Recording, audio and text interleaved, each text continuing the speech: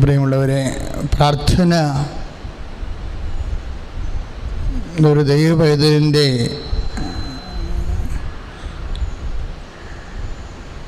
ശ്വാസോച്ഛ്വാസവും അതേസമയം തന്നെ ഭക്ഷണവുമാണ്. പ്രാർത്ഥനാ ജീവിതം ഏതെങ്കിലും വിധത്തിൽ സൂക്ഷിച്ചു പോയാൽ നമ്മുടെ ആധ്യാത്മിക ജീവിതവും അതിനെ അനുബന്ധിച്ച് നിൽക്കുന്ന നിത്യത വരെയുള്ള എല്ലാ കാര്യങ്ങൾക്കും വലിയ ക്ഷയം സംഭവിക്കും. അതുകൊണ്ട് തന്നെ ഒരു മനുഷ്യന് സംഭവിക്കാവുന്ന ഏറ്റവും വലിയ അപകടം അവൻ്റെ പ്രാർത്ഥനാ ജീവിതവും ആധ്യാത്മിക ജീവിതവും അപകടത്തിലാകുന്നതാണ്. പ്രത്യേകിച്ച് ഈ കാലഘട്ടത്തിൽ വലിയ വലിയ വെല്ലുവിളികളാണ്. പ്രഭു പ്രഭു നമ്മൾ മത്തായിയുടെ സുവിശേഷത്തിൽ വായിക്കത്തില്ലേ? പ്രഭു പ്രഭു, ഞങ്ങൾ വയലിൽ നല്ല വിത്തല്ലേ വിതച്ചത്, പിന്നെ കളകൾ എങ്ങനെയുണ്ടായി? നമ്മൾ മത്തായി ശ്ലീഹായുടെ സുവിശേഷം 13-ാം അധ്യായം 27-28 വചനങ്ങൾ വായിക്കുമ്പോൾ ഈ ചോദ്യം എക്കാലമുണ്ട്. അപ്പോഴേ കൃഷിക്കാരൻ ഉടമസ്ഥൻ, പാടശേഖരത്തിൻ്റെ ഉടമസ്ഥൻ ഒരു മറുപടി പറയും, അതൊരു ശത്രു ചെയ്ത പണിയാണ്.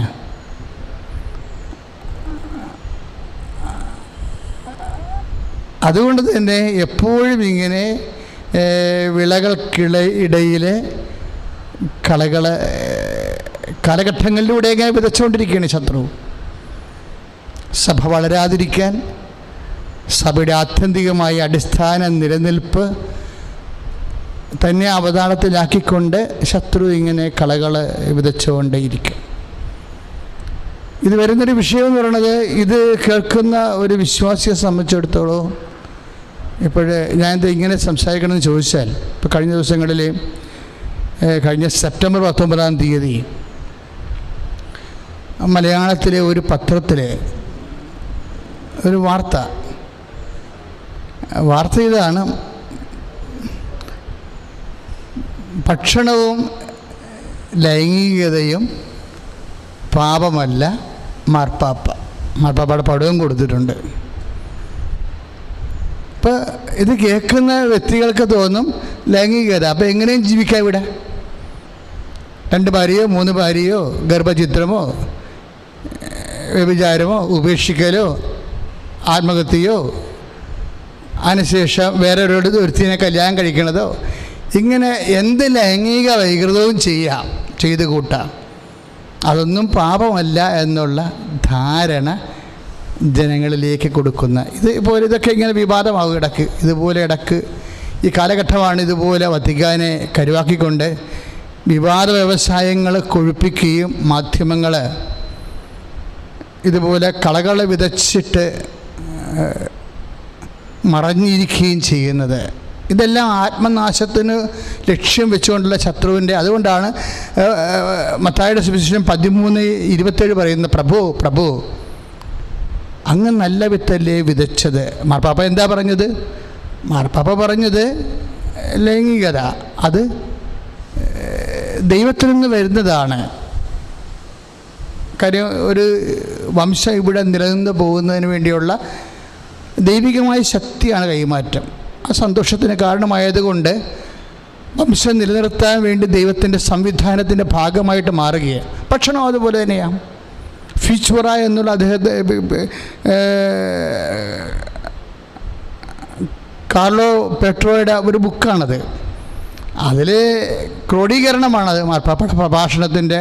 അതിൽ നിന്ന് ചില ഭാഗം മാത്രം അടർത്തിയെടുത്തിട്ടാണ് ഈ ആസ്ഥാനത്ത് അത് ഉദ്ധരിച്ചിട്ട് ജനങ്ങളെ വഴിതെറ്റിക്കാനുള്ള ശ്രമങ്ങൾ. അതാണ് ഈ പ്രഭു അങ്ങ് നല്ല വിത്തല്ലേ വിതച്ചത്, പിന്നെ കളകൾ എങ്ങനെ ഉണ്ടായി എന്ന് ചോദിക്കുമ്പോൾ ഒറ്റ മറുപടിയേ ഉള്ളൂ. അത് ആ മാധ്യമം ചെയ്ത പരിപാടിയാണ് എന്നല്ല പറയണത്, അല്ലെങ്കിൽ നാട്ടുകാർ പറഞ്ഞുണ്ടാക്കിയതാണെന്നല്ല പറയണത്. അത് ശത്രു ചെയ്ത പണിയാണ്. Praise the Lord, hallelujah. അപ്പോൾ സഭ ഇങ്ങനെയൊക്കെ കേൾക്കുമ്പോൾ, വിശ്വാസം ഇങ്ങനെ കേൾക്കുമ്പോൾ ഉടനെ വിവേചിച്ച് മനസ്സിലാക്കണം. കാര്യം നമുക്ക് രണ്ട് പറച്ചിലില്ല. അപ്പോൾ വിശ്വാസം ഉടനെ മനസ്സിലാക്കണം, ഇത് ശത്രു ചെയ്ത പണിയാണ്. വിശ്വാസിയെ വഴി തെറ്റിക്കാൻ വേണ്ടി. കാരണം എന്ന് വെച്ച് കഴിഞ്ഞാൽ കർത്താവിൻ്റെ കാലം മുഴുവൻ നമുക്കറിയാം, പ്രാർത്ഥിക്കാൻ വേണ്ടി കർത്താവ് മരിക്കാൻ പോകുന്ന ഒരു ചോര വിയർക്കണ ഒരു നിമിഷം ബൈബിളിലുണ്ടല്ലോ.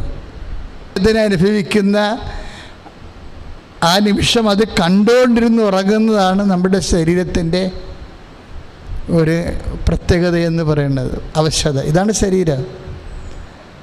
കർത്താവ് വന്ന് പറഞ്ഞതിന് ശേഷവും ശരീരം അനുസരിക്കണില്ല. അപ്പോൾ കർത്താവ് അതിന് സമാധാനം പറയും. എന്താണ് പറയണത്? ആത്മാവ് സന്നദ്ധമാണ്. അപ്പോസ്തലന്മാരെ നീതീകരിച്ചുകൊണ്ടാണ് ആ ദൈവസ്നേഹം അവിടെ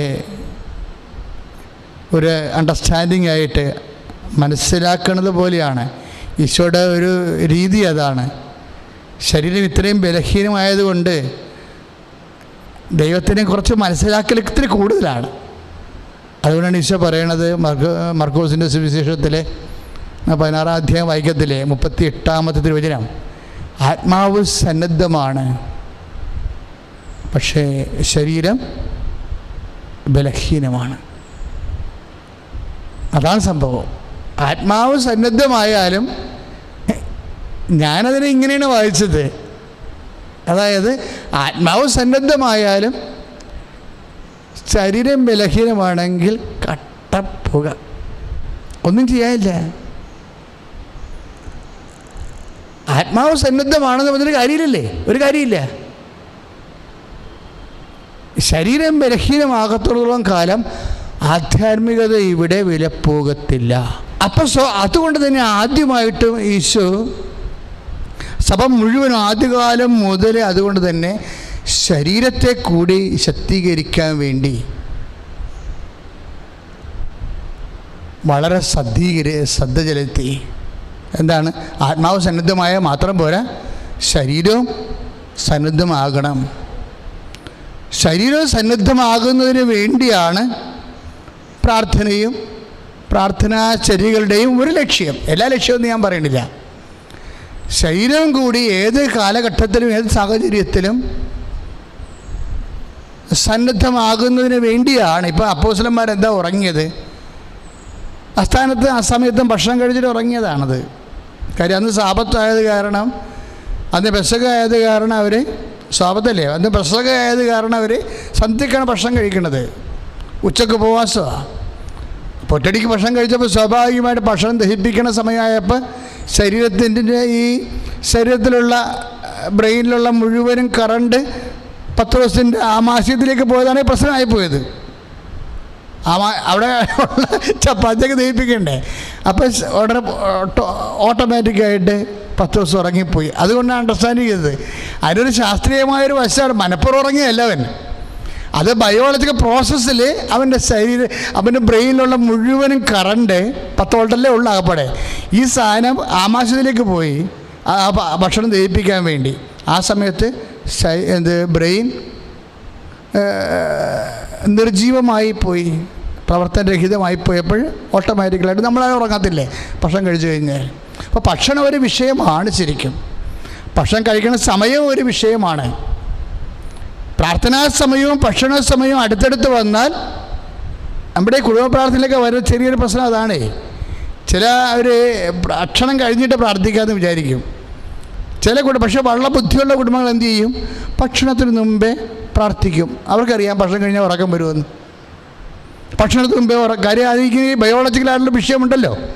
അപ്പം അതുകൊണ്ട് ഭക്ഷണം എപ്പോഴും മനുഷ്യൻ്റെ ശരീരത്തിൻ്റെ നിലനിൽപ്പാണെങ്കിലും പ്രാർത്ഥനയെ പ്രതികൂലമായി ബാധിക്കാനുള്ള സാധ്യതയുണ്ട്.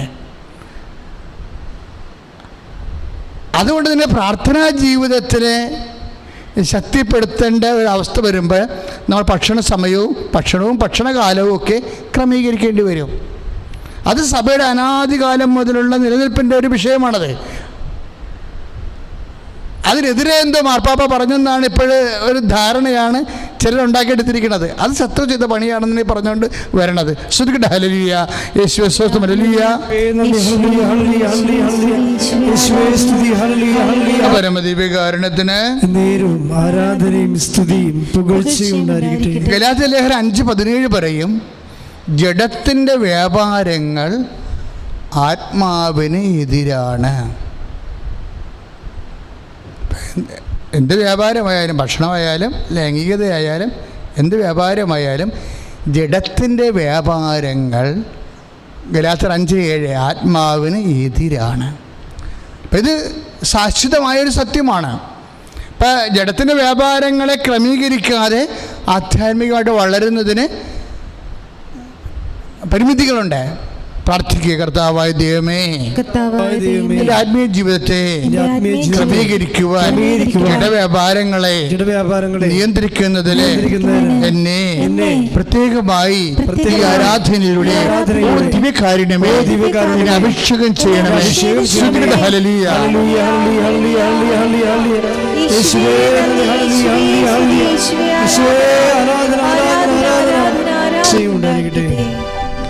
പ്രിയമുള്ളവരെ, പൗലോസ് അപ്പോസ്തലൻ ലൈംഗിക വിഷയം, കുടുംബജീവിതത്തിലുണ്ടാകുന്ന ലൈംഗിക വിഷയം, അതാണ് പെർമിസിബിളായിട്ടുള്ള വംശീയ നിലനിൽപ്പിന്, മനുഷ്യൻ്റെ സ്നേഹം കൈമാറാനും കുടുംബം നിലനിർത്താനുമുള്ള ഐക്യത്തിൻ്റെ ഒരു ശക്തി, ഒരു ശക്തി, പല ശക്തികളിലൊരു ശക്തി. അതും വിശുദ്ധ പൗലോസ് അപ്പോസ്തലൻ എന്നാ പറയണത്, കുടുംബജീവിതക്കാരാണെങ്കിലും ശാരീരികമായ വിഷയത്തിൽ നിങ്ങളെ മനസ്സ് മറന്ന് പോകരുത്. പ്രാർത്ഥനയുടെ ആവശ്യം വരികയാണെങ്കിൽ,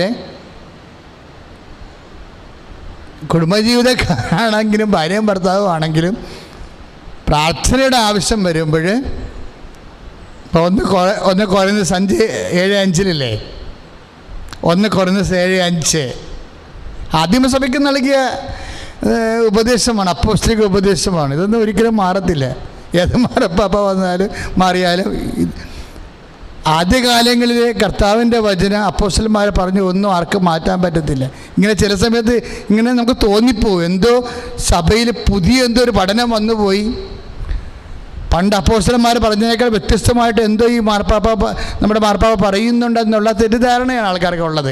ഇങ്ങനെ അതുകൊണ്ടാണ് തിരുത്തേണ്ടി വരണത്. ഇതെല്ലാം ആധ്യാത്മിക ജീവിതത്തിന് പ്രാധാന്യമുള്ള കാര്യമാണ്. എന്താണ്, കുടുംബജീവിതക്കാരാണെങ്കിൽ പോലും ചില സമയത്ത് സംയമനം പാലിക്കേണ്ടി വരും, പരസ്പരമുള്ള ധാരണയോടുകൂടി. ഏറ്റവും മനോഹരമാണ് ആ ഉപദേശങ്ങളൊക്കെ, പരിശുദ്ധാത്മാവിൻ്റെ നിറവിലാണ്. അല്ലാതെ ഏകപക്ഷീയമായിട്ട് ഭാര്യയ്ക്ക് തീരുമാനിക്കാൻ പറ്റത്തില്ല. ചില ഭാര്യമാരുണ്ട് ഭർത്താവുമായിട്ട് യാതൊരു ശാരീരിക ബന്ധത്തിനും സമ്മതിക്കത്തില്ല. അവിടെ ഉദ്ദേശം അയാളെ ഒന്ന് നിലക്ക് നിർത്തുക എന്നുള്ള ഉദ്ദേശമാണ്, ഇവരുടെ ചൊൽപ്പടിക്ക് കൊണ്ടുവരികയാണ്. അവരെന്നാ ചെയ്യണം, അതിന് എവിടെയെങ്കിലും ധ്യാനകേന്ദ്രത്തിൽ പോയി പ്രാർത്ഥിച്ചിട്ട് വന്നിട്ട് പിന്നെ അവർ മുഴുവനും ലോകം മുഴുവനും വിട്ട് ദൈവത്തെങ്കിലും ആയെന്നുള്ളൊരു വേഷം എടുക്കും. അപ്പോഴെന്നാ പറ്റും, ഭർത്താക്കന്മാർക്ക് എന്ത് തോന്നും, ധ്യാനകേന്ദ്രങ്ങളോട് വെറുപ്പ് തോന്നും.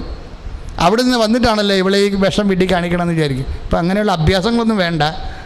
അങ്ങനെയൊരു, അതായത് കുടുംബജീവിതത്തിലാണെങ്കിലും ഇങ്ങനെയുള്ള ശാരീരികമായ സംയമനങ്ങൾ വേണമെന്നുണ്ടെങ്കിൽ പരസ്പരം കൺസെൻറ്റ് വേണമെന്നാണ് കർത്താവിൻ്റെ സഭയുടെ നിലപാട്.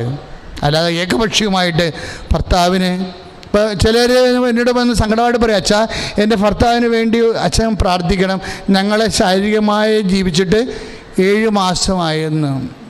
അപ്പോൾ അവരെന്നോട്, അത് ഒരു വൈദികനോട് കാണുമ്പോൾ അത് പറയണമെങ്കിൽ അവരെന്തുമാത്രം സങ്കടം അവർ അനുഭവിക്കുന്നുണ്ട്. എന്നിട്ട് ദൈവത്തെ പ്രതിയാണ് ആത്മവിശുദ്ധിയോടെ അവർ ജീവിക്കണത്. അപ്പോൾ ഇങ്ങനെയുള്ള സമയം വരുമ്പോഴേ അവർക്ക് അവരുടേതായിട്ടുള്ള ശാരീരികമായ ചോദനകൾ വരും, ഇല്ലേ? അത് പുരുഷനും ഉണ്ടാകും, സ്ത്രീക്കും ഉണ്ടാകും. അതുകൊണ്ടാണ് പൗലോസ് പറയണത്, വികാരം കൊണ്ട് ദഹിക്കുന്നതിനേക്കാൾ നല്ലത് വിവാഹം കഴിക്കുകയാണെന്ന് പറയും. ഇപ്പോൾ 1 കൊരിന്ത്യർ 7:9 നമ്മൾ വായിക്കണം. 1 കൊരിന്ത്യർ 7:9 വികാരം കൊണ്ട് ദഹിക്കുന്നതിനേക്കാൾ നല്ലത് വിവാഹം കഴിക്കുന്നതാണെന്ന് പറയും. എന്നിട്ട് പൗലോസ് പിന്നെയും പറയാൻ ഒരു കാര്യം കൂടി പറയും. എന്താണെന്ന് വെച്ച് കഴിഞ്ഞാൽ, ഇപ്പോൾ 1 കൊരിന്ത്യർ 7:28 നമ്മൾ വരുമ്പോഴേ പൗലോസ് പറയും, വിവാഹിതർക്ക് ലൗകിക ക്ലേശങ്ങളുണ്ടാകും എന്ന് പറയും. അപ്പം നമ്മളോർക്ക് ജീവിത പ്രശ്നമാണെന്ന്. ജീവിത പ്രശ്നം എല്ലാവർക്കും ഉണ്ട് അല്ലേ? ഓരോ തരത്തിലുള്ള ജീവിത പ്രശ്നങ്ങൾ എല്ലാവർക്കും ഉണ്ട്. വിവാഹിതർക്ക് ലൗകിക ക്ലേശങ്ങളുണ്ടാകുമെന്ന് പറഞ്ഞാൽ എന്ത് വേണ്ട? 1 കൊറിന്തോസ് 7:28. അത് നമ്മൾ ഈ 1 കൊറിന്തോസ് 7:9 കണക്ട് ചെയ്യേണ്ടതാണ്. വികാരം കൊണ്ട് ദഹിക്കുന്നതിനേക്കാൾ വിവാഹം കഴിക്കുന്നതാണ് നല്ലത്. വിവാഹത്തൊക്കെ ലൗകിക ക്ലേശങ്ങൾ ഉണ്ടാകുമെന്ന് പറയുന്നത് ഒരുമിച്ച് വായിക്കുമ്പോൾ നമുക്ക് മനസ്സിലാകുന്ന ഉദ്ദേശം ഇതെല്ലാം ഒരാളല്ലേ പറയണത്, ഒരേ ലേഖനത്തിലല്ലേ പറയണത്. ഇപ്പം എന്താ പറയണത്? ഇതിൻ്റെ ഉദ്ദേശം എന്താണ്? അതുകൊണ്ടാണ് പ്രാർത്ഥനയുടെ ആവശ്യത്തിനു വേണ്ടി വിവാഹിതരും കുടുംബജീവിതം അനുഭവിക്കുന്നവരും പ്രത്യേകിച്ച് ശ്രദ്ധിക്കണം. അവരെ ശാരീരികമായ ശ്രദ്ധിക്കട്ടെ.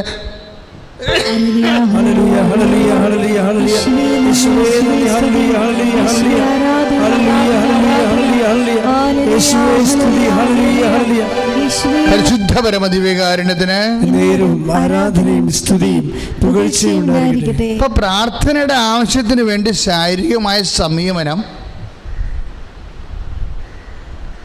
അത് ഭക്ഷണ കാര്യത്തിലായാലും ശരി ലൈംഗിക കാര്യത്തിലായാലും ശരി ഒരു പരിധിവരെ ആവശ്യമാണെന്നുള്ള സൂചനയാണ് ആദിമസഭയുടെ ആധ്യാത്മിക അനുഭവങ്ങളിൽ നമുക്ക് മനസ്സിലാകുന്നത്. അതുകൊണ്ടാണ് പൗലോസ് അപ്പോസ്തലൻ പറയുന്നത് പ്രാർത്ഥനയുടെ ആവശ്യത്തിന് വേണ്ടി രണ്ടുപേരും പരസ്പരം ധാരണയോടുകൂടി കുറച്ച് കാലത്തേക്ക് സംയമനം പാലിക്കാവുന്നതാണ്. എന്തിനാണ് ഉദ്ദേശിക്കുന്നത്? പ്രാർത്ഥനയുടെ ആവശ്യം. എന്താ കാര്യം?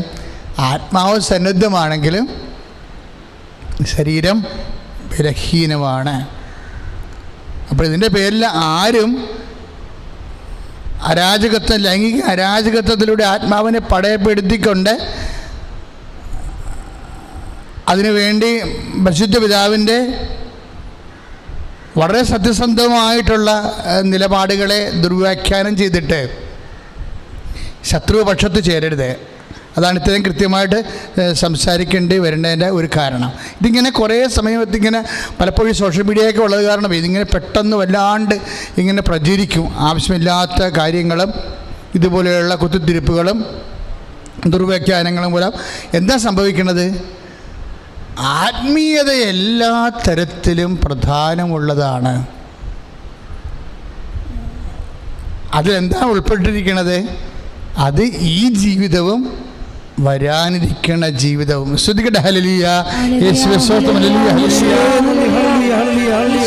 ഹല്ലേലൂയ, യേശുവേ സ്തുതി. ഹല്ലേലൂയ, ഹല്ലേലൂയ, ഹല്ലേലൂയ, ഹല്ലേലൂയ, യേശുവേ ഹല്ലേലൂയ, ഹല്ലേലൂയ, നേരവും ആരാധനയും സ്തുതിയും പുകഴ്ചയും ഉണ്ടായിരിക്കട്ടെ. നമ്മുടെ 1 തീമോത്തി 4:7 വചനമുണ്ട്. അതായത് ദൈവഭക്തിയിൽ പരിശീലനം നേടുക.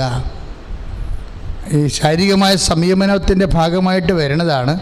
ഇതൊരു പരിശീലനമാണ്. ഇടയ്ക്കിടയ്ക്കൊക്കെ ഇങ്ങനെ ശാരീരികമായ സംയമനം പാലിച്ചുകൊണ്ട് അതെന്താണ്? പ്രാർത്ഥനയുടെ ആവശ്യത്തിന് വേണ്ടിയാണ്.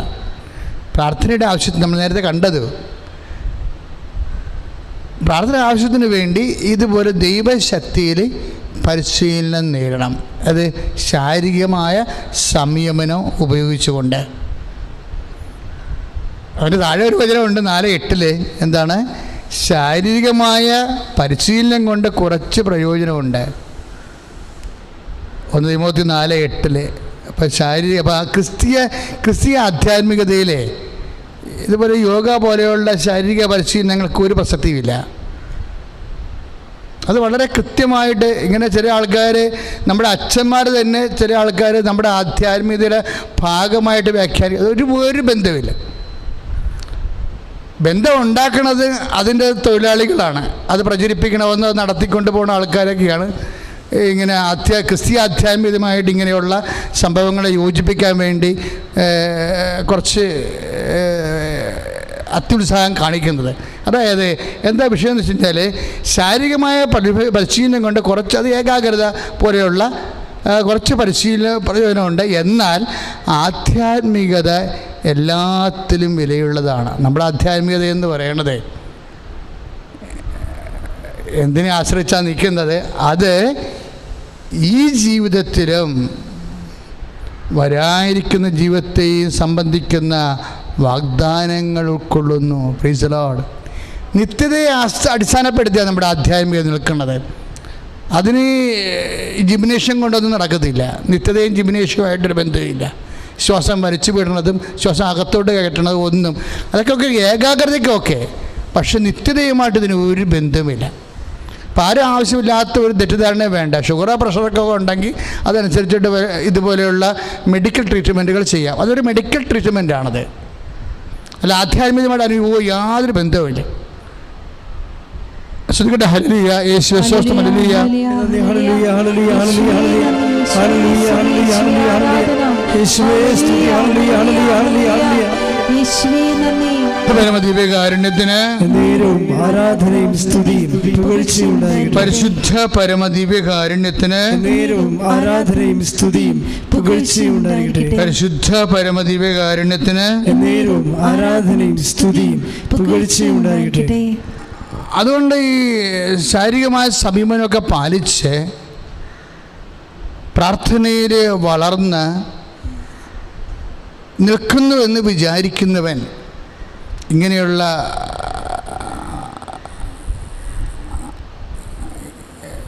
പ്രചരണങ്ങൾ കൊണ്ട് വീണു പോകരുത്. അത് പൗലോസ് അപ്പോസ്തലൻ പറയണത് നിൽക്കുന്നുവെന്ന് വിചാരിക്കണം. ശ്രുതികട ഹല്ലേലൂയ. 1 കൊരിന്ത്യർ 10:7 നിൽക്കുന്നുവെന്ന് വിചാരിക്കുന്നവൻ വീണു പോകാതിരിക്കട്ടെ. ശ്രുതികട ഹല്ലേലൂയ. യേശുവേ സ്തുതി. ഹല്ലേലൂയ, ഹല്ലേലൂയ, ഹല്ലേലൂയ, ഹല്ലേലൂയ, ഹല്ലേലൂയ, ഹല്ലേലൂയ, ഹല്ലേലൂയ, യേശുവേ നന്ദി. ഹല്ലേലൂയ, ഹല്ലേലൂയ, ഹല്ലേലൂയ, ഹല്ലേലൂയ, ഹല്ലേലൂയ. വീഴാതിരിക്കട്ടെ. ഇതുപോലെ നമ്മളെ വീഴ്ത്തി കളയുന്ന രീതിയിലുള്ള തെറ്റിദ്ധാരണകൾ ചില സമയത്ത് സാമൂഹ്യ മാധ്യമങ്ങളിലും അതുപോലെ തന്നെ ഇപ്പോഴേ പുറപ്പാടിൻ്റെ പുസ്തകമൊക്കെ വായിക്കുന്ന സമയത്തും ജനങ്ങൾ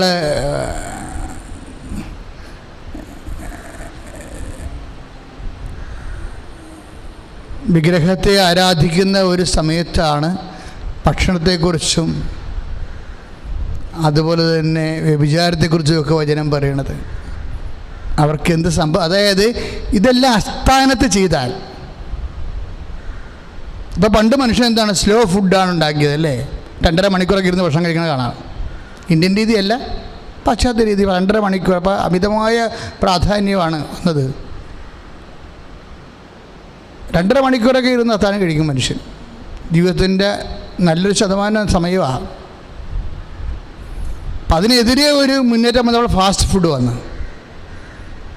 ഒന്നെങ്കിൽ ആശാൻ്റെ നെഞ്ചത്ത് അല്ലെങ്കിൽ കളരിക്ക് പുറത്താണ്. നമ്മുടെ ഇന്ത്യൻ രീതി കുറച്ചുകൂടി മെച്ചമാണ്. നമ്മുടെ രീതികളിൽ അഭിമാനിക്കണം. ഭക്ഷണത്തിന് അതിൻ്റെ പ്രാധാന്യമേ ഉള്ളൂ. ഓവറായിട്ടൊരു പ്രാധാന്യമില്ല. ഒരു 15-20 മിനിറ്റ്. കാരണം ഇതൊരു ആഘോഷമാണ്. ഇതിനു വേണ്ടി ജീവിക്കുന്നതായിട്ട് നമുക്ക് തോന്നത്തില്ല. ഇന്ത്യയിൽ ഭക്ഷണം കഴിക്കുന്ന ആൾക്കാരുടെ രീതികൾ സമയം എടുക്കുന്ന സമയം കണ്ടു കഴിഞ്ഞാൽ ഇവർ തന്നെ സ്ലോ ഫുഡ് ഉണ്ടാക്കി, അവർ തന്നെ ഫാസ്റ്റ് ഫുഡ് ഉണ്ടാക്കി. ഇത് നമ്മളായിട്ട് ഇതിൻ്റെ ബന്ധമൊന്നുമില്ല. പക്ഷെ എന്നാലും നമ്മൾ എപ്പോഴും ശ്രദ്ധിക്കേണ്ട ചില വിഷയങ്ങൾ. ശ്രുതികട ഹല്ലേലൂയ, യേശുവേ സ്തോത്രം. ഹല്ലേലൂയ, യേശുവേ നന്ദി, യേശുവേ സ്തുതി, യേശുവേ ആരാധന, ആരാധന, ആരാധന, യേശുവേ സ്തുതി. ഹല്ലേലൂയ, ഹല്ലേലൂയ, ഹല്ലേലൂയ, ഹല്ലേലൂയ, ഹല്ലേലൂയ, ഹല്ലേലൂയ, ഹല്ലേലൂയ, യേശുവേ ആരാധന, ആരാധന, ആരാധന, ആരാധന, ഹല്ലേലൂയ, ഹല്ലേലൂയ, ഹല്ലേലൂയ. 1 കൊരിന്ത്യർ 10:7 അവരിൽ ചിലരെ പോലെ നിങ്ങൾ വിഗ്രഹാരാധകരാകരുത്. തിന്നാനും കുടിക്കാനുമായി ജനം ഇരിക്കുകയും നൃത്തം ചെയ്യാനായി എഴുന്നേൽക്കുകയും ചെയ്തുവെന്ന് അവരെപ്പറ്റി എഴുതിയിരിക്കുന്നു. അവരെ ചെറു വ്യഭിചാരം ചെയ്ത പോലെ നമ്മളൊരിക്കലും വ്യഭിചാരം ചെയ്യരുത്. അവരിൽ 23,000 പേർ ഒറ്റ ദിവസം കൊണ്ട് നാശമടഞ്ഞു. അവർ ചില ചെയ്തതുപോലെ നാം കർത്താവിനെ പരീക്ഷിക്കരുത്. പ്രിയമുള്ളവരെ, ഇതൊക്കെ അസ്ഥാനത്തും അമിതമായി ഉപയോഗിക്കുമ്പോൾ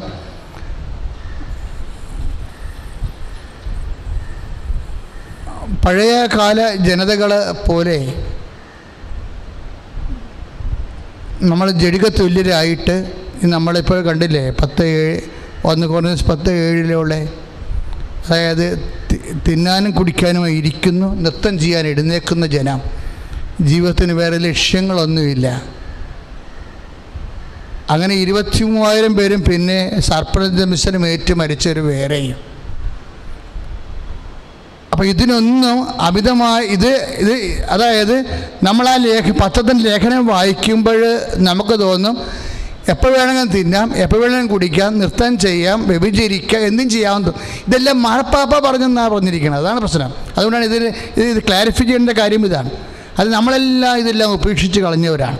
ദൈവത്തെ അറിയാത്ത വിജാതിയർ ചെയ്യുന്ന എല്ലാ പേക്കൂത്തുകളെയും വിട്ടും വെച്ചിട്ടാണ് അന്നത്തെ കാലത്ത് ആദിമസഭ യേശുവിനെ വിശുദ്ധീകരിക്കുകയും നിത്യതയ്ക്ക് വേണ്ടി ശാരീരിക സംയമനത്തോടു കൂടി അവരെ പ്രാർത്ഥിച്ച് ഒരുങ്ങുകയും ചെയ്തത്. ആ ചൈതന്യം കളഞ്ഞ് അതിന് വിലയില്ലാണ്ടാക്കി തീർക്കുന്ന പല തരത്തിലുള്ള കളകൾ ഓരോരോ കാലത്തും ഇതുപോലെ വിതക്കപ്പെടുമ്പോൾ നമ്മൾ ഈ വിഷയത്തിൽ ജാഗ്രതയുള്ളവരാകണം. ശ്രുതികട ഹല്ലേലൂയ, യേശുവേ സ്തോത്രം, ഹല്ലേലൂയ.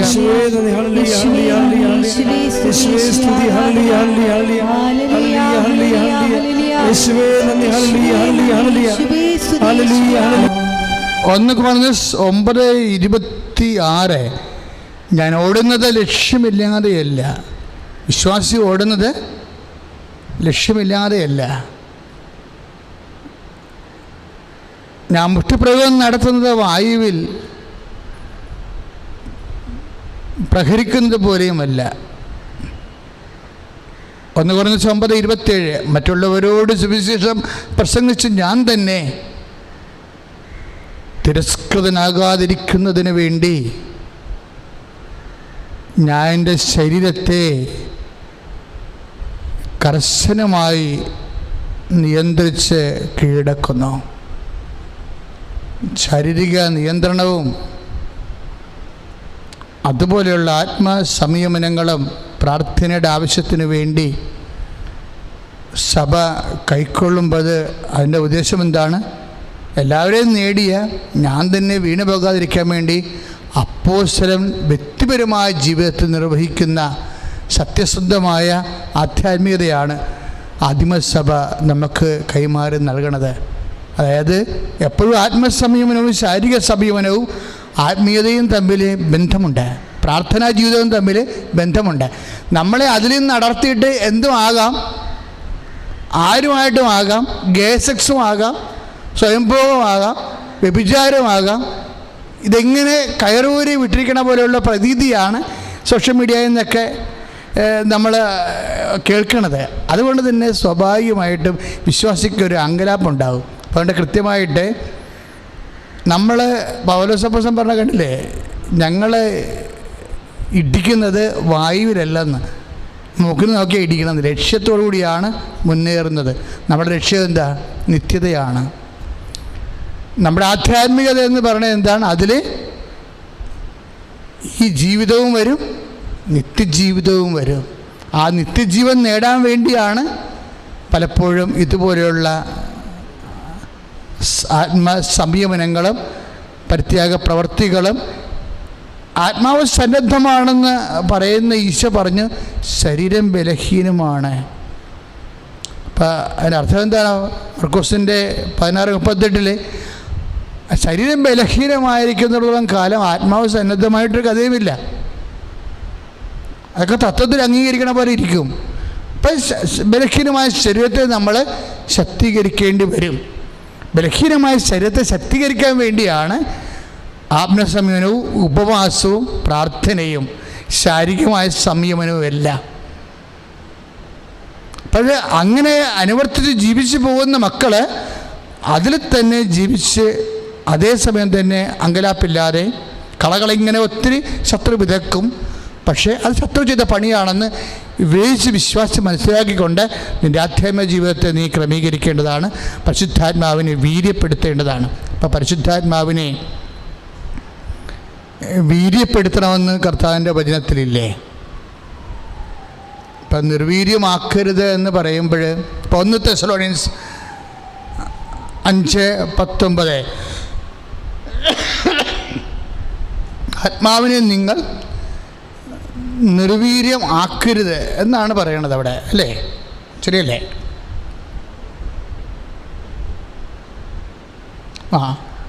1 Corinthians 5:19 ആത്മാവിനെ നിങ്ങൾ നിർവീര്യമാക്കരുത്. അതിൻ്റെ അർത്ഥം എന്താണ്? ആത്മാവ് ശ്രദ്ധിച്ചില്ലെങ്കിൽ നിർവീര്യമാകാനുള്ള സാധ്യതയുണ്ട്. അതാണ് സംഭവം.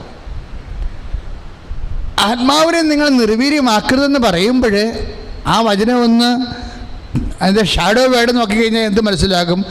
ആത്മാവിനെ നമ്മൾ വീര്യപ്പെടുത്തണമെന്ന് അതിൻ്റെ അർത്ഥം. ആത്മാവിനെ നമ്മൾ വീര്യപ്പെടുത്തണം. ക്രിസ്ത്യ ജീവിതം ആത്മാവിനെ വീര്യപ്പെടുത്തുന്ന ജീവിതമാണ്. അതിനാണ് നമ്മൾ പുണ്യത്തിൽ പുരോഗമിക്കുന്നതും അതുപോലെ തന്നെ ആത്മവിശുദ്ധീകരണ നടപടികൾ ചെയ്യുന്നതും. അത് നിത്യമായ ഒരു ലക്ഷ്യം കണ്ടുകൊണ്ടാണ് നമ്മൾ മുന്നോട്ട് പോകുന്നത്. ഇപ്പം എന്തെല്ലാം തരത്തിലുള്ള ജിഹാദുകളാണ് നമ്മൾ കേൾക്കുക. ഈ പരിസ്ഥിതിവാദം പോലെ ഇപ്പോൾ ഒരു പരിസ്ഥിതി ജിഹാദായിട്ടുണ്ട്. പലതരത്തിലുള്ള ജിഹാദ്, ഇപ്പോൾ ലവ് ജിഹാദ്, അങ്ങനെ പല ജിഹാദ് നമ്മൾ കേൾക്കുന്നില്ലേ? ഇപ്പോഴൊരു വർഗമാണ് പരിസ്ഥിതി ജിഹാദുകാർ. അതെല്ലാ ജാതിയിലും ഉണ്ടാവും, എല്ലാ മതത്തിലും ഉണ്ടാകും. പരിസ്ഥിതി ജിഹാദ്, വാ പൊളിച്ച പരിസ്ഥിതിയെ പറയത്തുള്ളൂ. അങ്ങനെ ഒരാളാണ് ഇപ്പോൾ മാർപ്പാപ്പനെ ഇൻ്റർവ്യൂ ചെയ്യാൻ ചെന്നിരിക്കുന്നത്. ഇത്തരം ജിഹാദികൾ, പരിസ്ഥിതി ജിഹാദികൾ കുറേ കാലമായിട്ട് ഇങ്ങനെ മാർപ്പാപ്പനെ വട്ടമിട്ട് പറയിപ്പിച്ചിട്ടാണ്. ഇപ്പം പരിശുദ്ധ പിതാവാകുമ്പോൾ ഒരു പക്ഷേ ലോകത്തിന് മുഴുവനും പിതാവ് തന്നെയാണ്. അതുകൊണ്ട് സ്വാഭാവികമായിട്ട് പരിസ്ഥിതിയെക്കുറിച്ചും സംസാരിക്കും. അപ്പോൾ പോപ്പിന് പരിസ്ഥിതിയുടെ പ്രവാചകനായി മാത്രം ഉടനെ ബ്രാൻഡ് ചെയ്യും. അപ്പോൾ പിശാച് ജയിക്കാൻ സാധ്യതയുണ്ട്. എന്താ കാര്യം? ബ്രാൻഡിങ്ങാണ് വരണതേ. 1000 പ്രാവശ്യം പരിശുദ്ധാത്മാവിനെ കുറിച്ച് പറഞ്ഞാൽ അതവർ ബ്രാൻഡ് ചെയ്യത്തില്ല. ഒരു പ്രാവശ്യം പരിസ്ഥിതിയെക്കുറിച്ച് പറഞ്ഞാൽ അത് ബ്രാൻഡ് ചെയ്യും. അപ്പോഴെന്താണ്? അത് ശത്രു ചെയ്ത പണിയാണ്. അത് പ്രൊമോട്ട് ചെയ്യേണ്ട കാര്യമില്ല. എന്താണ്? അത് ശത്രു ചെയ്ത പണിയാണ്. കാര്യം എന്തെല്ലാം ആത്മരക്ഷയ്ക്ക് വേണ്ടിയുള്ള എന്തെല്ലാം കാര്യങ്ങൾ പരിശുദ്ധ പിതാവ് പറയുന്നു, അതൊന്നും മീഡിയ ബ്രാൻഡ് ചെയ്യണില്ല. ഈ പരിശുദ്ധ ജിഹാദികൾ ചെയ്യണത് എന്താണ്? ആ വിഷയം പറയുമ്പോൾ അതിങ്ങനെ എടുത്ത് ഹൈലൈറ്റ് ചെയ്യും. അപ്പോൾ കേൾക്കുന്നവർ വിചാരിക്കും പരിശുദ്ധ പിതാവ്, അതിൽ എന്തെല്ലാം വിവാദങ്ങളാണ് സോഷ്യൽ മീഡിയയിൽ വരണത്. നരകമില്ല, ഒന്നും പിതാവ് പറഞ്ഞതില്ലേ? അതുകൊണ്ട് ഈ കാലങ്ങളിൽ ഈ 13:27 വളരെ പ്രസിദ്ധമാണ്. പ്രഭോ അങ്ങ് നല്ല വിത്തല്ലേ വിതച്ചത്, പിന്നെ കളകൾ എങ്ങനെ ഉണ്ടായി? അത് ശത്രു ചെയ്ത പണിയാണ്. അതാണ് അച്ഛൻ പറയണത്. ശത്രുവിൻ്റെ പണി ഇപ്പോൾ ഇത്തിരി കൂടുതലാണ്. പരിസ്ഥിതി പോലും ഒരു ജിഹാദി ആശയത്തിൽ ചെയ്യുന്നവരുണ്ട്. സഭയ്ക്കൊരു അങ്കലാപ്പ് ഈ വിഷയത്തിലില്ല. കാര്യം അങ്ങനെ അങ്കലാപ്പ് ഉണ്ടാകുന്ന ഒരു വിഷയമല്ല ഇത്. സഭ ഇത്ര വർഷമായി ഇവിടെ, 2000 കൊല്ലം എന്ന് പറയുമ്പോൾ എത്ര കാലം, എത്ര വിപ്ലവങ്ങൾ കണ്ട ഒരു സഭയാണിത്. നമുക്കൊരു അങ്കലാപ്പുമില്ല, ഒരു ജിഹാദിനെക്കുറിച്ചൊരു അങ്കലാപ്പില്ല. അത് ലവ് ജിഹാദായാലും ഇനി ഓരോരുത്തർ വിഭാവന ചെയ്യുന്ന സ്വന്തം സ്വർഗത്തിന് വേണ്ടി മറ്റുള്ളവൻ്റെ കഴുത്ത് വെട്ടുന്ന പരിപാടിയായാലും ശരി, അങ്ങനെയുള്ള ജിഹാദായാലും ഇതൊന്നും സഭയ്ക്ക് ഇതിനെക്കുറിച്ചൊരു ഭയവുമില്ല. കാര്യം എന്താ? ഇത് പത്രോസിൻ്റെ സഭയാണ്. ജയിലറയിൽ പത്രോസിനെ പൂട്ടിയിടുമ്പോൾ, കയ്യിലും കാലിലും പൂട്ടിയിടുന്ന കാലത്ത് സഭ കഥകടച്ചിട്ടിരുന്ന് പ്രാർത്ഥിക്കും. ആ കഥകടച്ചിട്ടിരുന്ന് സഭ പ്രാർത്ഥിക്കുമ്പോൾ കർത്താവിൻ്റെ ദൂതൻ വന്ന് ജയിലറ തുറക്കും. പരിശുദ്ധ ജിഹാദി പോലും സഭയെ ആക്രമിക്കുന്ന അവരുടെ ലക്ഷ്യം സാധിക്കുന്നതിന് വേണ്ടി സഭയെ കരുവാക്കുന്ന വലിയ ആധ്യാത്മിക വിവേചനമുള്ള ഒരു കാലത്ത് അപ്പോസ്തലിക സഭയുടെ പ്രാർത്ഥന, വിശ്വാസ ചൈതന്യത്തിലേക്ക് ഞങ്ങളെ അഭിഷേകം ചെയ്യണമേ. ഹല്ലേലൂയ. ആരാധന ആരാധന പരിശുദ്ധ പരമദിവ്യകാരുണ്യത്തിന് നേരവും ആരാധനയും സ്തുതിയും പുകഴ്ചയും ഉണ്ടായിരിക്കട്ടെ. പരിശുദ്ധ പരമദിവ്യകാരുണ്യത്തിന് നേരവും ആരാധനയും സ്തുതിയും പുകഴ്ചയും ഉണ്ടായിരിക്കട്ടെ. പരിശുദ്ധ പരമദിവ്യകാരുണ്യത്തിന് നേരവും ആരാധനയും സ്തുതിയും പുകഴ്ചയും ഉണ്ടായിരിക്കട്ടെ. പ്രിയമുള്ളവരെ, സന്തോഷത്തോടെ നമുക്ക് കുറച്ച് സമയം നല്ലവണ്ണം കിട്ടിയിട്ടുണ്ട്. അരമണിക്കൂറുകളുണ്ട്.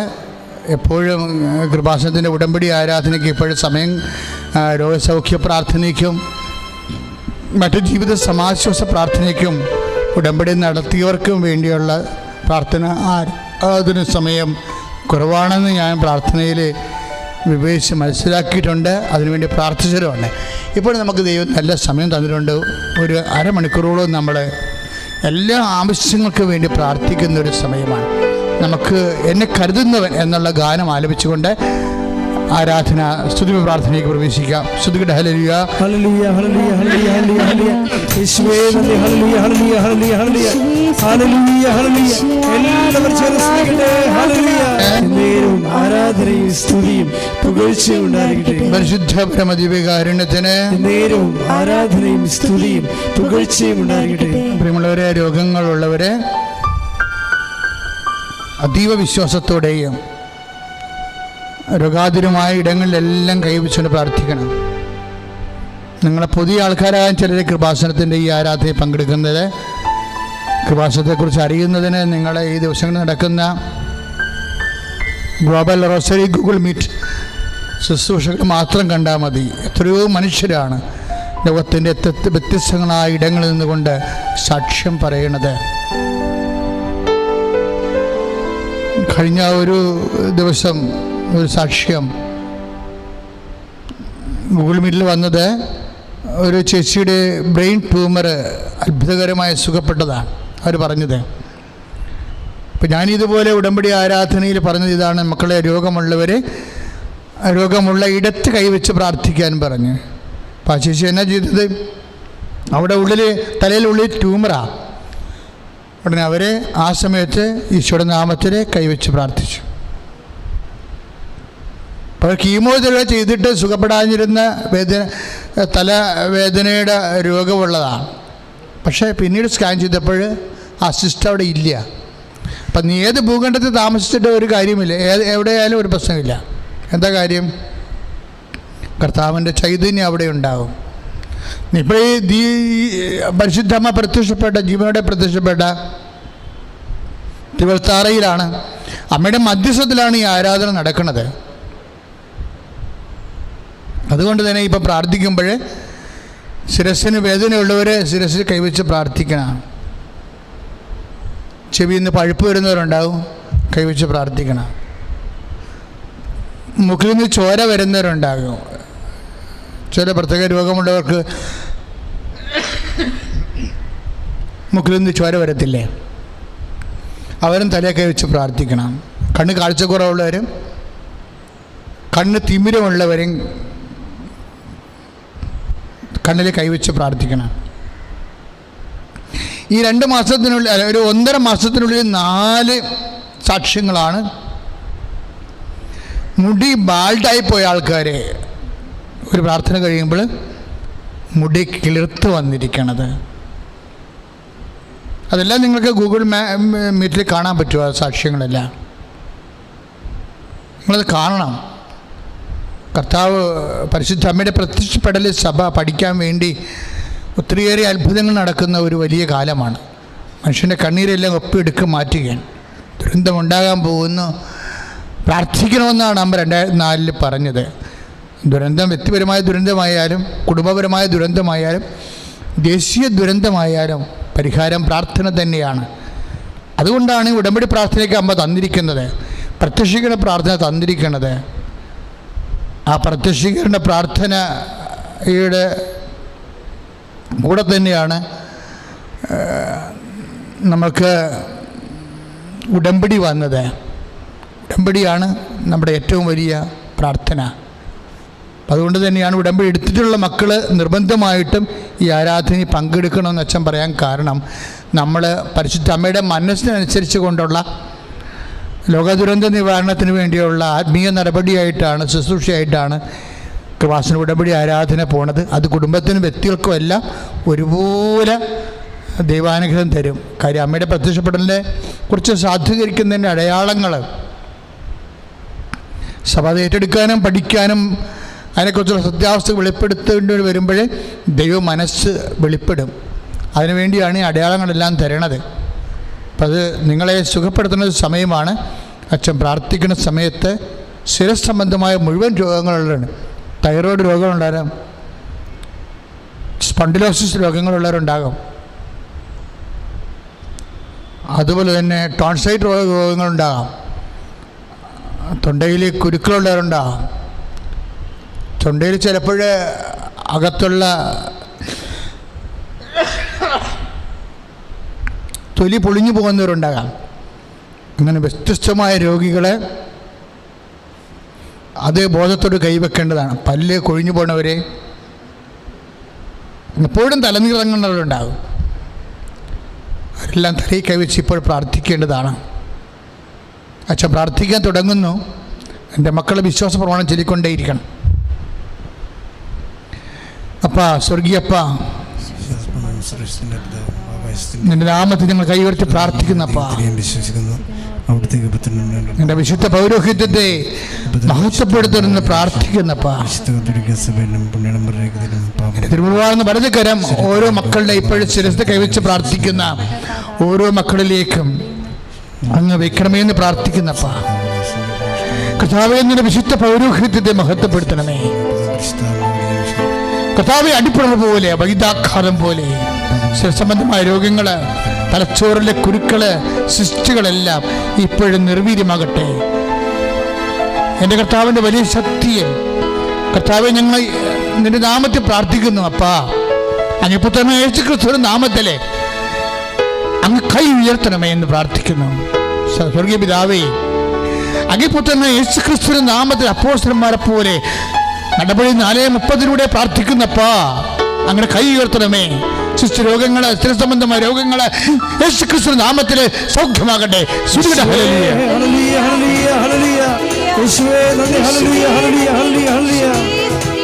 പരിശുദ്ധ പരമ ദിവ്യകാരുണ്യത്തിന് നെഞ്ചില് കൈവച്ച് പ്രാർത്ഥിക്കേണ്ടതാണ്. ശ്വാസകോശ രോഗികള്, കരള് രോഗികള്, പാൻക്രിയാസ് രോഗികള്, ക്ഷയരോഗികള്,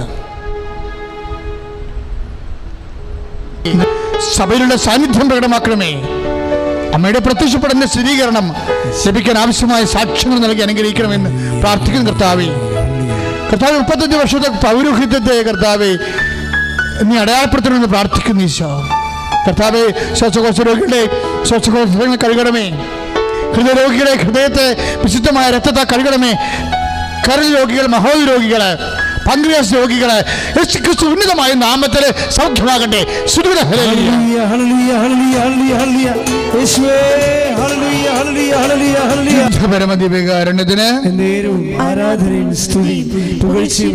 പരിശുദ്ധ പരമ ദിവ്യകാരുണ്യത്തിന്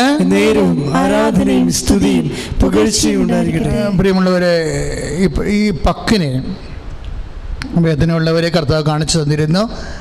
നമ്മൾ പ്രാർത്ഥനയുടെ സമയത്ത്, നെഞ്ചകം പ്രാർത്ഥിക്കുന്ന സമയത്ത് പക്കിന് വേദനയുള്ളവരെ, ഒരുപക്ഷെ അസ്ഥികൾ അവർ ദ്രഹിക്കുന്നവരാകാം, ചില സമയത്ത് കൈ പൊക്കാൻ പറ്റാത്തവരാകാം, അവരെ കർത്താവ് സുഖപ്പെടുത്തിയ സന്ദേശമുണ്ട്. നിങ്ങൾക്ക് അനുഭവമുള്ളവർ ഗൂഗിൾ മീറ്റിൽ വന്ന് സാക്ഷ്യം പറയേണ്ടതാണ്. ഇപ്പം നമ്മൾ പ്രാർത്ഥിക്കാൻ പോകുന്നത് നടുവേദനക്കാരിയാണ്. നടുവിന് കൈവച്ച് പ്രാർത്ഥിക്കേണ്ടതാണ്. കിഡ്നി രോഗികളും നടുവിന് കൈവച്ച് പ്രാർത്ഥിക്കേണ്ടതാണ്. പിന്നെ വസ്തിപ്രദേശത്ത് വേദനയുള്ളവരെ, ഇരിക്കാൻ പറ്റാത്ത, എഴുന്നേക്കാൻ പറ്റാത്തവരൊക്കെ വസ്തിപ്രദേശത്ത് കൈവച്ച് പ്രാർത്ഥിക്കേണ്ടതാണ്. അതുപോലെ അടിവയറ്റിൽ കൈവച്ച് പ്രാർത്ഥിക്കേണ്ടതാണ്. കുടൽ രോഗികൾ, അൾസർ രോഗികൾ, പിസ്റ്റില രോഗികൾ, PCOD രോഗികളെല്ലാം അടിവയറ്റിൽ കൈവച്ച് പ്രാർത്ഥിക്കേണ്ടതാണ്. മക്കളില്ലാത്തവരും അടിവയച്ച് കൈവച്ച് പ്രാർത്ഥിക്കേണ്ടതാണ്. കോൺസ്റ്റിപ്പേഷൻ ഉള്ളവർ, കഴിഞ്ഞ ദിവസം ഒരു സാക്ഷ്യമുണ്ടായിരുന്നു. 19 വർഷം കോൺസ്റ്റിപ്പേഷൻ ഉണ്ടായതാണ്. മലം പോകാതെ പലപ്പോഴും വയറിങ്ങനെ തട്ടിപ്പിടുത്തോണ്ടിരിക്കുന്നൊരു വ്യക്തി. അതായത് ഓൺലൈൻ ഉടമ്പടി ചെയ്ത് 19 ദിവസത്തിനുള്ളിൽ അവർ പൂർണ്ണമായി സുഖപ്പെട്ടു. ഇവർക്ക് ഓൺലൈൻ ഉടമ്പടി ചെയ്യാനുള്ള സൗകര്യമുണ്ട്.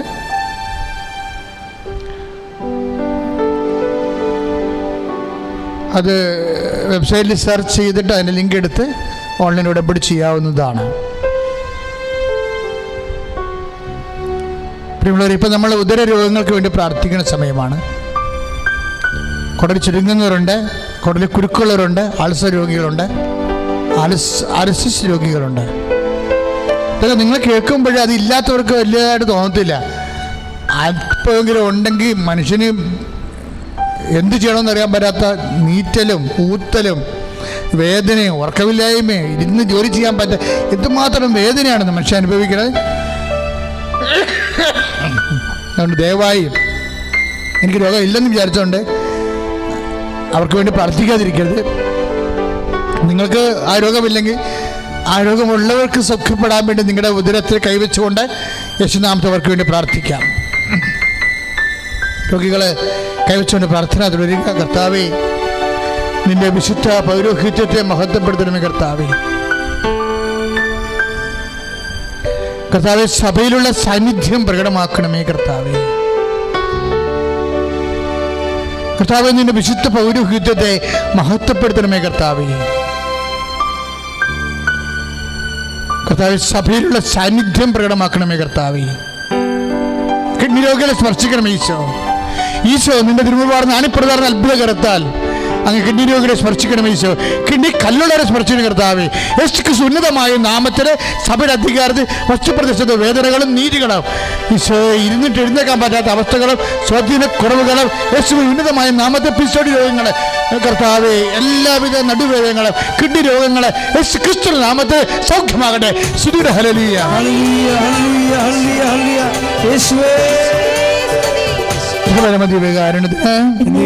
ആരാധനയും സ്തുതിയും പുകഴ്ചയും ഉണ്ടാകട്ടെ.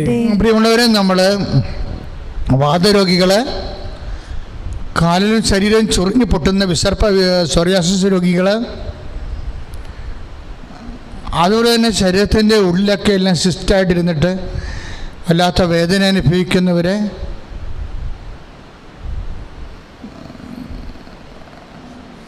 അസ്ഥി പൊടിയുന്ന രോഗികൾ,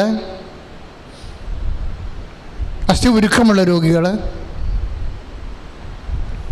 ശരീരം മൊത്തം ചൂടാകുന്ന രോഗികൾ, പ്രഷർ രോഗികൾ, ഷുഗർ രോഗികൾ, അവരെല്ലാം കർത്താവിൻ്റെ വിശുദ്ധമായ രക്തത്താൽ കഴുകപ്പെടാൻ വേണ്ടി കണ്ണീരോടെ പ്രാർത്ഥിക്കേണ്ട സമയമാണ്. കർത്താവേ, നിന്റെ നാമത്തെ മഹത്വപ്പെടുത്തുന്നത് പ്രാർത്ഥിക്കുന്നു. കർത്താവേ, അപ്പാ, സ്വർഗീയപ്പാ, അങ്ങേ പുത്രനായ യേശുക്രിസ്തുവിന്റെ നാമത്തിലെ അങ്ങനെ കൈ നീട്ടണമെന്ന് പ്രാർത്ഥിക്കുന്നു. അപ്പാ, സ്വർഗീയപ്പ, നടപടി 4:30 പ്രാർത്ഥിക്കുന്നു.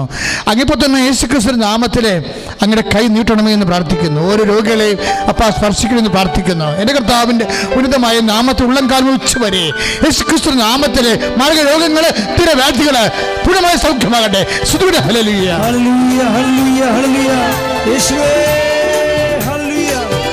ദിവ്യകാരുണ്യത്തിന് നേരവും ആരാധനയും സ്തുതിയും പുകഴ്ചയും ഉണ്ടായിരിക്കട്ടെ. പരിശുദ്ധ പരമ ദിവ്യകാരുണ്യത്തിന് നേരവും ആരാധനയും സ്തുതിയും പുകഴ്ചയും പരിശുദ്ധ പരമ ദിവ്യകാരുണ്യത്തിന് നേരവും ആരാധനയും സ്തുതിയും പുകഴ്ചയും ഉണ്ടായിരിക്കട്ടെ. വിശ്വാസപൂർവ്വം കൈകള് സ്വസ്തിക വെച്ചിട്ട് ശരീരം മുഴുവനും ഉള്ളംകാലം അത് ഉച്ചവരെ കർത്താവിനെ സമർപ്പിച്ചുകൊണ്ട് അച്ഛനോട് ചേർന്ന് പ്രാർത്ഥിക്കണേ.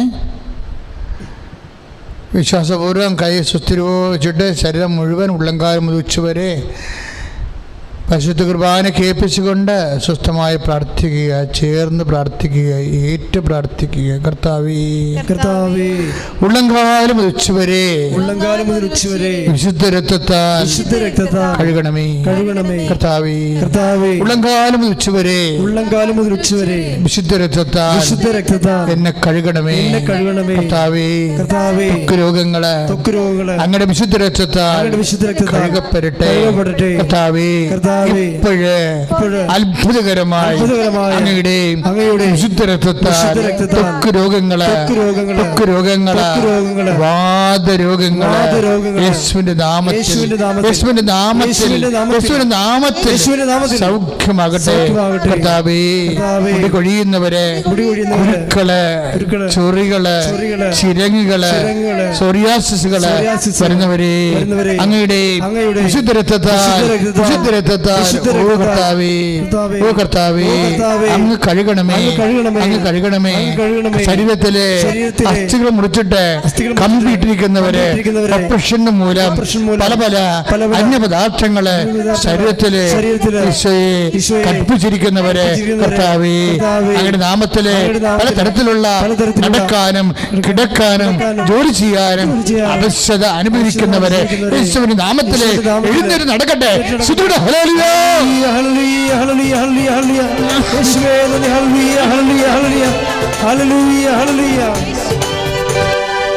മക്കളെ, വിവാഹം ഒത്തുവരാത്തവരെ,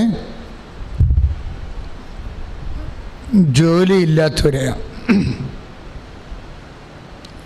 ഇപ്പം ചെയ്തുകൊണ്ടിരിക്കുന്ന ജോലിക്ക് വേണ്ടത് വരുമാനം ഇല്ലാത്തവർ, കടം കയറി വിഷമിക്കുന്നവരെ, അതിന് വരുമാന മാർഗങ്ങൾ, ജോലി ഉണ്ടായിട്ട് വ്യവസായങ്ങൾ, വ്യാപാരങ്ങളൊക്കെ ക്ഷയിച്ചു പോയവരെ, വീടില്ലാത്തവരെ, നിങ്ങൾ ഓർക്കുക, ഈ പ്രാർത്ഥന കഴിയുമ്പോൾ 7 പേർക്ക് കർത്താവ് നാളെ, അതാണ് സാക്ഷാത് ഞാൻ ഡേറ്റ് പാടിടുന്നത്, നാളെ തന്നെ വീടിൻ്റെ കാര്യങ്ങൾ ക്രമീകരിക്കപ്പെടും. നിങ്ങൾക്ക് ഗൂഗിൾ മീറ്റിൽ വന്ന് സാക്ഷ്യം പറയാവുന്നതാണ്. അതൊരു മെസ്സേജും പടിയാണത് പറയണത്, ആ സന്ദേശം പറയണത്. നമ്മുടെ പതകനിരുന്നുകൊണ്ട് എപ്പോഴും ഇങ്ങനെ ചൊറിഞ്ഞ് പൊട്ടിയിട്ട് ഇങ്ങനെ കുരുവെച്ച് പഴുപ്പ് വരുന്ന ഒരു രോഗിയുണ്ട്, പ്രത്യേകിച്ച് ഇടത് പതകിന്. ആ വ്യക്തിയെ കർത്താവ് സുഖപ്പെടുത്തുന്നുണ്ട്. പിന്നെ അസ്ഥിക്കുഴകളെ കന്നിക്കണ സ്ഥലത്ത്, അസ്ഥിക്കുഴകളെ സന്ധിക്കണ സ്ഥലത്ത് ചിലപ്പോൾ അതിൻ്റെ പാക്കേജ് പോകുന്നത് എന്തുകൊണ്ടാണ്, അത് എന്ത് ആണെന്ന് അച്ഛനെ അറിയത്തില്ല. അവിടെ അവശതയും രോഗവും വേദന അനുഭവിക്കുന്നത് കർത്താവ് സ്പർശിക്കുന്നുണ്ട്. വിവാഹം ഒത്തുവരാത്തവർക്ക് വേണ്ടിയാണ് പ്രാർത്ഥിക്കുക. 34 വയസ്സുള്ള രോഗികൾ, വിവാഹം ഒത്തുവരാത്തവർ പ്രത്യേകം ഇപ്പോഴും വിശ്വാസ പ്രമാണം ചെല്ലേണ്ടതാണ്. മക്കളില്ലാത്തവർക്ക് വേണ്ടിയും പ്രാർത്ഥിക്കാം. ജോലി അകലങ്ങളിൽ ജോലി പെട്ടുപോയവർ, അവിടെ ജോലി കിട്ടണമില്ല, അവർ ലോക്ക്ഡൗണിലുമാണ്, അവർക്ക് പുറത്തോട്ട് ഇറങ്ങാനും പറ്റണില്ല, ജോലി അന്വേഷിക്കാനും പറ്റണില്ല, അവർ ടെസ്റ്റ് എഴുതിയൊരു ജോലി കിട്ടാത്തവരെ, ടെസ്റ്റ് എഴുതിയിട്ടുണ്ട് പക്ഷെ ജോലി ഒന്നുമില്ലാതെ വിഷമിക്കുന്നവർ, നാണം കെട്ട് ജീവിക്കുന്നവരുണ്ട്. കാര്യം ജോലി ഇല്ലാത്തതിൻ്റെ പേരിൽ മറ്റുള്ളവരുടെ ഔദാര്യത്തിൽ ജീവിച്ചിട്ട് അവരുടെ മുഖം മൊന്തയും ഇപ്പോൾ വെളുത്ത ചോറും കറുത്ത മുഖം എന്ന് പറഞ്ഞ പോലെയൊക്കെ മാനസിക പീഡ അനുഭവിക്കുന്നവരെ പ്രത്യേകം ഓർപ്പിച്ച് പ്രാർത്ഥിക്കുക. നിങ്ങൾ സാക്ഷ്യം പറയണം. ഇത് എന്താ വെച്ചാൽ ഇത് കർത്താവ് കാണിച്ചു തരുന്ന ഒരു പ്രാർത്ഥനയാണ്. അങ്ങനെയുള്ളവരുടെ എല്ലാം ഉള്ള നൊന്തും വേദനിക്കണ എല്ലാം പരിശുദ്ധ അമ്മ കാണുന്നുണ്ട്. ഈശോ അവൻ്റെ മേലും കർത്താവ് കൈകൾ വെക്കും. ഒരു കാലത്ത് അവർക്ക് 24 ദിവസത്തിനുള്ളിൽ അവർക്ക് സാക്ഷ്യം പറയാൻ കഴിയും. കർത്താവെ, നീ കാണിച്ചു തരുന്ന എല്ലാ വിഷയങ്ങളുടെ മേലും കർത്താവെ, നീ വലിയ സന്ധിപ്പൻ കാരുണ്യം കാണിക്കുന്നതിന് നന്ദി പറയുന്നു. കർത്താവെ, ഈശോ കുടുംബത്തിൽ മരിച്ചു പോയവരുടെ പേരിൽ വേദനിക്കുന്നവരുണ്ട്. അവരുണ്ടായിരുന്നെങ്കിൽ ഈ ഗതി ഉണ്ടാകത്തില്ലെന്ന് വിചാരിച്ചുകൊണ്ട് സങ്കടപ്പെട്ട് നിസ്സഹായ കഴിയുന്നവരുണ്ട്. അവർ മരിച്ചു പോയതിൻ്റെ പേര് സന്ധിപ്പ് പോയതിൻ്റെ പേരിൽ മറ്റുള്ളവർ മേക്കെട്ട് കയറുന്നവരുണ്ട്. അവരെല്ലാം കർത്താവ് കാണിച്ചു തരുന്നുണ്ട്. അവരെല്ലാം അവരുടെ വേദന നീ ഏറ്റെടുക്കുന്നത് നന്ദി പറയുന്നു. കർത്താവെ, ഈശോ ജോലിയില്ലാത്തവരെ, വീടില്ലാത്തവരെ, വിവാഹം ഒത്തുവരാത്തവരെ, മക്കളില്ലാത്തവരെ, കർത്താവേ, IELTS പോലെയുള്ള നൈപുണ്യ പരീക്ഷകൾ, OET പോലുള്ള പരീക്ഷകൾ എഴുതിയിരിക്കുന്നവരെ, എഴുതിയിട്ട് തെറ്റിപ്പോയവരെ, അതുപോലെ വേദന അനുഭവിക്കുന്നവരെ, റിസൾട്ടിനെ കർത്താവ് ആശങ്കയോടെ കാത്തിരിക്കുന്നവരെ, ഈശോ എല്ലാവരും കർത്താവെ അങ്ങ് സ്പർശിക്കണമേ. പലതരത്തിലുള്ള യോഗ്യതാ പരീക്ഷകളെ, നീറ്റ് പരീക്ഷ എഴുതിയിട്ടുള്ളവരെ, അതിന് റിസൾട്ട് പ്രതീക്ഷിക്കുന്നവരെ എല്ലാം സമർപ്പിച്ച് പ്രാർത്ഥിക്കുന്ന കർത്താവെ, ഈശോ അങ്ങ് സ്പർശിക്കണ കർത്താവെ. എൻ്റെ കർത്താവിൻ്റെ ഉന്നതമായ നാമത്തിലെ സഭയെത്തിക്കാർത്തി കുശിൻ്റെ അടയാളത്തിൽ ഈശോയുടെ നാമത്തിൽ അവർ അനുഗ്രഹിക്കപ്പെടട്ടെ. ഹല്ലേലൂയ, ഹല്ലേലൂയ, ഹല്ലേലൂയ, ഹല്ലേലൂയ. യേശുവേ, ആശീർവാദം മേടിക്കാൻ പോകുന്ന സമയമാണ്. അച്ഛൻ ഏതെങ്കിലും വിഷയം വിട്ട് മറന്നു പോയിട്ടുണ്ടെങ്കിൽ, നിങ്ങളുടെ ജീവിതവുമായിട്ട് ബന്ധപ്പെട്ട എന്തെങ്കിലും വിഷയം മറന്നു പോയിട്ടുണ്ടെങ്കിൽ ഇപ്പോൾ പ്രാർത്ഥിക്കുക. നമ്മൾ ഉടമ്പടിയുടെ സായാഹ്ന പ്രാർത്ഥന കൂടി ചേർത്ത് പ്രാർത്ഥിച്ചുകൊണ്ടാണ് ഇപ്പോഴും നമ്മൾ ആശീർവാദം മേടിക്കുന്നത്. സായാഹ്ന പ്രാർത്ഥന പ്രാർത്ഥിക്കുക. പരിശുദ്ധ അമ്മേ, പരിശുദ്ധ അമ്മേ, കൃപാസനം പ്രസാദപരമാതാവേ, അങ്ങേ സന്നിധിയിൽ ഞാൻ ചെയ്ത ഉടമ്പടി പാലിക്കാൻ എനിക്ക് ശക്തി തരണമേ. കൃപാസനത്തിലെ മരിയൻ കൃപാഭിഷേകത്തിലും മറ്റു ശനിയാഴ്ചകളിലെ ധ്യാനങ്ങളിലും പങ്കെടുത്ത് പ്രാർത്ഥിക്കുന്നവരുടെയും ഓൺലൈൻ പ്രാർത്ഥനയിലെ പങ്കെടുക്കുന്നവരുടെയും പ്രാർത്ഥനയോട് ചേർത്ത് എന്റെ ആവശ്യം സാധിച്ചു തരണമേ. ഹല്ലേലൂയ ഹല്ലേലൂയ ഹല്ലേലൂയ ഹല്ലേലൂയ ഹല്ലേലൂയ യേശുവേ ഹല്ലേലൂയ ഹല്ലേലൂയ യേശുവേ നന്ദി നന്ദി ഹല്ലേലൂയ ഹല്ലേലൂയ ഹല്ലേലൂയ ഹല്ലേലൂയ പ്രാർത്ഥിക്കുക. പരിശുദ്ധ അമ്മേ, കൃപാസനം പ്രസാദപരമാതാവേ, സന്നിധിയിൽ ഞാൻ ചെയ്ത ഉടമ്പടി പാലിക്കാൻ എന്റെ കുടുംബത്തിന് ശക്തി തരണമേ. കൃപാസനത്തിലെ തിങ്കളാഴ്ചകളിലെയും ചൊവ്വാഴ്ചകളിലെയും ധ്യാനങ്ങളും ഓൺലൈൻ പ്രാർത്ഥനകളിലും പങ്കെടുത്ത് പ്രാർത്ഥിക്കുന്നവരുടെ പ്രാർത്ഥനയോട് ചേർത്ത് എന്റെ കുടുംബത്തിന്റെ ആവശ്യം സാധിച്ചു തരണമേ. അഭിഷേകമേ, പ്രാർത്ഥനയും ഉടമ്പടി പ്രാർത്ഥനയും കഴിഞ്ഞ് ഇപ്പോഴും കൃപാസനത്തിൻ്റെ കൂടെ പ്രാർത്ഥിക്കുമ്പോൾ നിങ്ങളെ ഒരു വിശ്വാസപ്രമാണം 7 സ്വർഗസ്ഥനായ 7 നന്മ നിറഞ്ഞവരെയും കൈവിരിച്ച് മുട്ടുകയെന്ന് അച്ഛൻ്റെ പ്രാർത്ഥനയ്ക്ക് ശേഷം നിങ്ങൾ മുട്ടുകയെന്ന് ഒരു വിശ്വാസപ്രമാണം 7 സ്വർഗസ്ഥനായതും 7 നന്മ നിറഞ്ഞവരെയും ചൊല്ലി കാഴ്ചവെച്ച് തൃത്വസ്തുതിയും ചൊല്ലി കാഴ്ചവെച്ച് സമർപ്പിക്കേണ്ടതാണ്. ഇപ്പോൾ നമുക്ക് ആശീർവാദം സ്വീകരിക്കാം.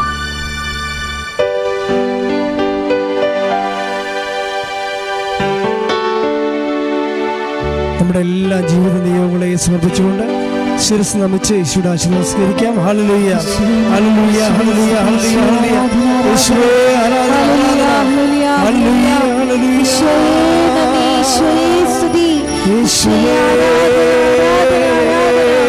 ഹല്ലേലൂയ യേശുവേ സ്തുതിക്കുന്നു വാഴ്ത്തുന്നു ആരാധിക്കുന്നു മഹത്വപ്പെടുത്തുന്നു കർത്താവേ.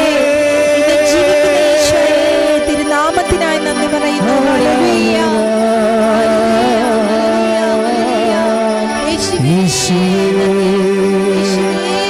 പരിശുദ്ധ പരമമാ ദിവ്യകാരുണ്യമേ,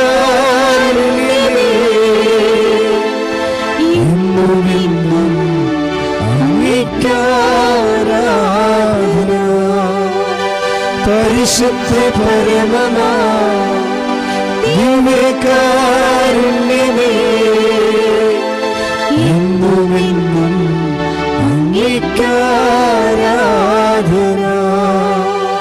പരിശുദ്ധ പരമമാ ദിവ്യകാരുണ്യമേ,